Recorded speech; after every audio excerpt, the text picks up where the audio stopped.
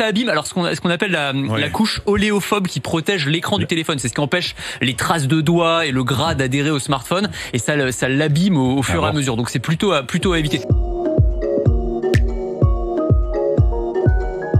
Alors il y a un débat sur les lingettes bien équipées. Les lingettes désinfectantes. Est-ce qu'il faut utiliser des lingettes désinfectantes? Et alors c'est marrant parce que le discours des fabricants a changé depuis le début de la crise. Ils vous disaient avant non, il faut surtout pas les utiliser parce que ça abîme l'écran. Et maintenant ils vous disent en fait si on peut utiliser. Moi j'en ai trouvé sur internet, ça coûte 5 € les 30 environ et c'est quand même assez pratique. À condition d'être livré. Ouais. Comment? À condition d'être livré. Alors c'est toujours le problème en ce moment effectivement.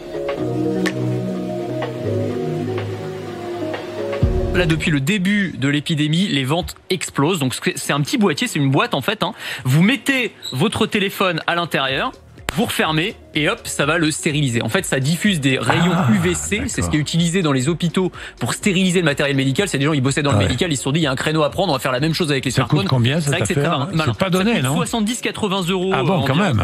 Et alors, non, mais ça fait chargeur en même temps. Donc c'est malin. Vous mettez ça la nuit. Ah, et ça en fait, c'est pas mal. Ça charge le téléphone en même temps. Ça c'est pas mal. Donc c'est pas mal. Donc ça s'appelle Phone Soap, donc SOAP, le savon pour smartphone, ou UV Angel. Alors c'est évidemment une start-up américaine qui a mis ça. C'est des start-up américaines. Et pour se les faire livrer, parce que pour le coup c'est disponible à ma connaissance seulement aux États-Unis. Il faut se les faire livrer par Amazon, ça prend un peu de temps. En ce moment, c'est un peu, c'est un petit peu compliqué.